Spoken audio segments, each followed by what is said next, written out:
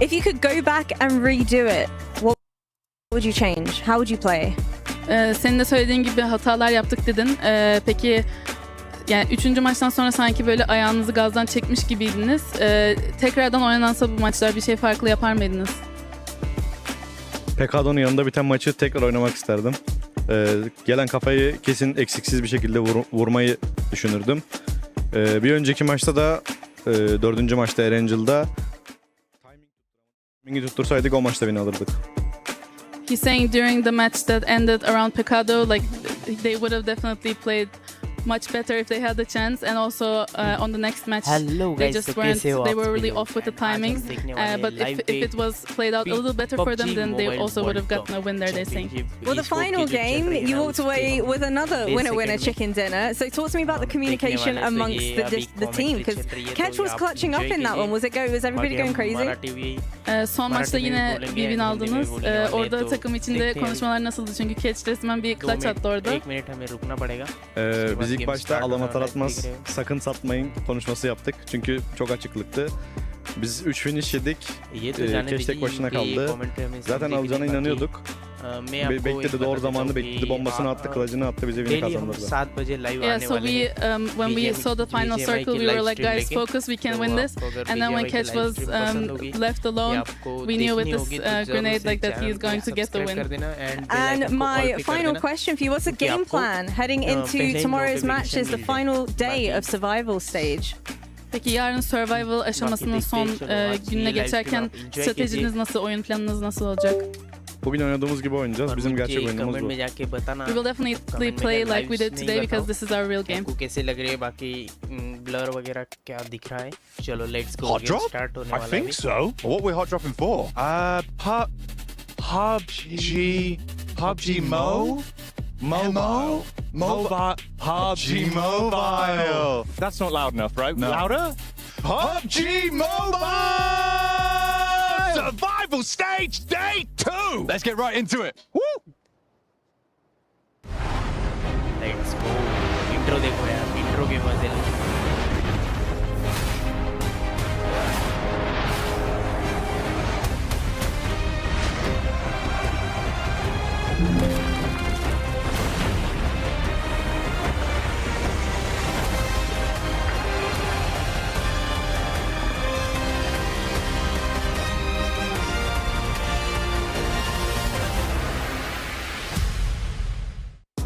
Well, day one of the survival stage has concluded, and what an exciting turnout it was for teams that underperformed during group play who showed out strong when it matters most. Top 8, by the way, move forward to our finals day. The bottom 8s, we're cutting it in half.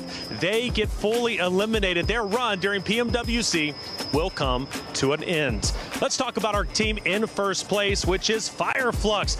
2 wins for the day. They start off with a big winner chicken dinner, but then they finish off in sensational fashion in game number 6, taking the win with a solo of Catch, who pulled off a miraculous comeback, going against the world and finishing as the top dog. In second place was Power. With a great start in game number 2, they get a big win, and we start to realize Power is bringing that power. Totally night and day performance from their group play over into survival stage. They clearly did their homework, and Power is looking to go all the way. But Ragnum Karia, a team that had much hype coming into the competition, especially in group play, well, they show what they are truly made of in the survival stage. They come up, they step up, and they also podium in 3 separate games. And with the eliminations, that puts them up there in top 3. But R8 was the fun one to watch all day long, playing spoiler to so many different rosters, including Team Falcons in back-to-back maps. R8 is a team that refuses to go out without a fight, and in fact, even still in Game 5 Miramar away from Team Power with just 2 players, they took on 2 rosters, and they ended up on top of game number 5. Falcons, a lot was on the line for them, right? A lot of questions of how well they will do going into the survival stage, because group play, they only managed to secure around 20 or so points, desperately missing the threshold of top 8. But For Team Falcons, yes, they did perform, and Narvalo stole the show with a big 1v3 against the roster of Alpha 7, looking to go back-to-back. But let's talk about Alpha 7 because they're currently in 11th place. Their struggles continue from group play into the survival stage. We asked Revo, would the pressure be mounting up? Well, clearly it has been. They are outside of top 8, and they desperately need to claw their way up towards the point threshold. If they can reach top 8, they will go to finals. If they don't, their tournament run will come to an end, and so for their hopes and dreams of going back-to-back will be over with, as well as Vision, who's also been on the struggle bus, currently in 12th place. Look, tomorrow is day 2. There are teams that need to step it up, and there are other rosters who just need to keep doing what they are doing. Let's see what day 2 has for us for the survival stage. Fast and Furious is the name of the day here for Survival Stage Day 2, and it might have FF in the name, but it's all Fireflux at #1 here, looking to continue to dominate this position. Welcome, ladies and gentlemen. My name is Kalaris, to break down everything that may be going on throughout the day here for the Survival Stage. And joining me to my left-hand side, I have Seven, I have Neptura, I have Max Man. I'm not going to talk to Max, don't really care too much.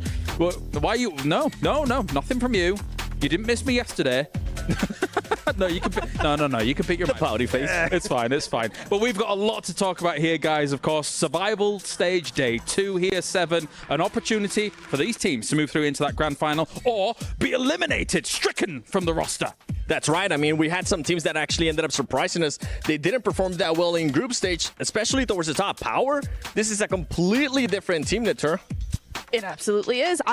It's night and day, and this is the Power we've been wanting to see. We've been following them for a little bit, right? We were watching Mina, PMSL Mina, right? We were trying to see what they had in store. We didn't see that much, and then we continued that trajectory into the group stage as well, so we were kind of like, it's looking a little dicey for this team, but then coming into survival stage, it's been, like I said, night and day. This is a completely different team. I would like to see maybe a little bit more consistency from them, but yesterday was still a really good day for them. Yeah, I mean, Fireflux and Power have been looking great, but Regnum Karya, let's not forget, okay, this is a team that wants to try and win it all, especially for Silas. He wants to do the Grand Slam, winning every global event out here. But you know, I'm very happy about the positive storylines that teams are going to move on to the finals. Yeah. I love seeing teams getting eliminated. It's my favorite thing, so I'm very, very hyped to see who's going to go out. So are you saying that the curse is a bit of a selfish thing more than anything? I see. Right, we've got the Jamil Motorsports arrival for the day here, as all of these teams will be leaving the hotel and making their way to the venue in just a few moments' time. As we mentioned before, Fireflux riding high on this. For some of these teams, like Influence Rage and the Brazilian teams across the board, they're going to have to step up quite a bit here. There was a step up, though, Neptura, from good old Falcons, who, relative to the group stage, we weren't super impressed with what they were doing, but now here in the Survival, they've come out to play. They have. I really enjoy watching them yesterday because that is exactly what we wanted to see from them. Again, it's the same with Power. They've got a little bit more to go, but actually looking back over those points, they had 4 top 5s out of 6 games. And that sort of thing, that sort of consistency is really what you want to build on. I want to kind of contrast that with Power, as we were saying yesterday, or 2 top 3s. Was it 2 wins? I think it was 2 wins. Yeah, it was 2 wins. Looking at my notes is a good idea. But the elims were really good, but after those 2 wins, they didn't even have any top 5s or top 10s after that. It was all bottom of the pile. Whereas Falcons, they were able to actually get 4 top 5s out of 6 games. And if Falcons could actually build on that, get those eliminations as well as the placement, for Power, do the same thing, but just be a little bit more consistent, you got 2 very good teams coming out of the board. It's the reason why Falcons picks up a roster like this, right? We take a look at the Gadia top players and see if Falcons is able to make an appearance in all of that. I won't be surprised if they did, considering what we saw from them in the survival stage to get things a roll in 7. Plenty of stuff coming in from the big Power teams. Yeah, and I think I want to kind of break down a little bit more with Power, because we got a chance to talk to Easy, we got a chance to talk to Haji. They were able to tell me they're playing pretty much what I said yesterday. They're playing like they are in PMSL Mina. They're not really being scared.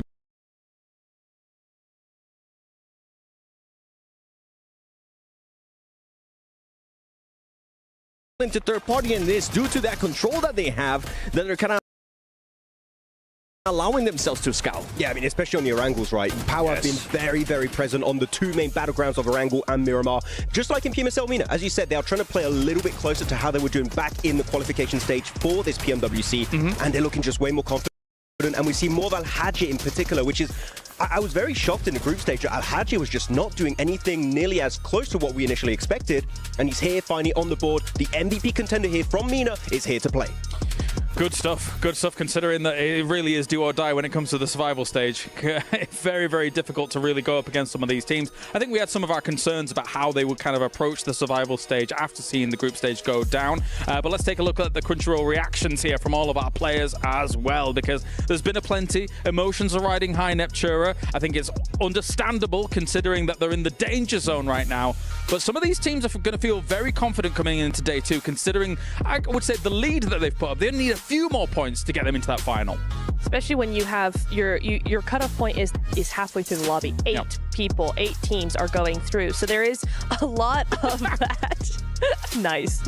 No, there is a lot of that sort of more comfortable feeling coming into day 2 for those teams. If you did have a really good day, like the Falcons, like the Regnum Karyas of the world, like Power as well, you are looking at these teams going, actually, today is not going to be that bad. We just have to not be horrible, and we should be good. Just don't be Alpha 7. Okay, I didn't expect you to hit on that one. Okay, Alpha 7 is going to be in trouble on this segment, I can tell you that. I mean, you're saying that teams are going to look quite comfortable and happy. I feel like it's going to be really rough today because you've got a few teams already pretty much soft qualified, like your Fireflux, your Power, your Regnum Karyas, but in the middle of the pack, it is going to be changing all day until we get to like the last 2-3 matches. Then teams might start to get locked in the top 8. Well, let's take a look at the top 8 as well as the overall standings here for the survival stage whilst we continue to talk about this 7, because yes, some teams, as Max says, potentially soft locked as long as they get a little bit here and there, but of course there is an omission here from the top 8 that everybody's looking at, and if they don't make it, oh boy, that causes a whole can of worms to open. I think the teams currently towards the top 4, I feel like, have me just set in mind that they're going to be moving on to the grand finals the way that they've been able to play. And even though number 4, Team Falcons, and number 5, Nonstream Red Force, they're currently tied within points. Nonstream Red Force just hasn't been able to show me the consistency that I usually want to see out of the teams that have been able to be there towards the top. Hora Esports, though, is going to be a big name for me. I'm really intrigued to see what this team is going to be doing, especially towards the later of the day, because if they do end up possibly being in a good position, could they maybe target somebody? Because I got a chance to talk to Sleepy right before this, and I straight up asked him, are you going to be targeting any teams if you're already pretty much qualifying towards the grand finals? He said, yes, we have one team in mind. He just wouldn't tell me which team, Neptura. Speculation is just abounding over what team that could possibly be. To be honest, it could be any of them, though, because I think the point in-game, the point of targeting a team is to garner momentum and just try and get rid of a team very early, get those points on your tally immediately, because then I think in your mindset, when you've already won a match, or a fight rather, so early in the game, you're able to go into the rest of the game with so much more confidence, so much more momentum. So for me, for Hora, who have been a little lackluster so far, I really do feel like that's the way to go. Here's the problem though, Max. Number 11. Alpha 7, our current returning title defenders here for PMWC. Are they going to make it? I'm going to tell you, in that position, they're looking mighty hot droppable. Is that your theory?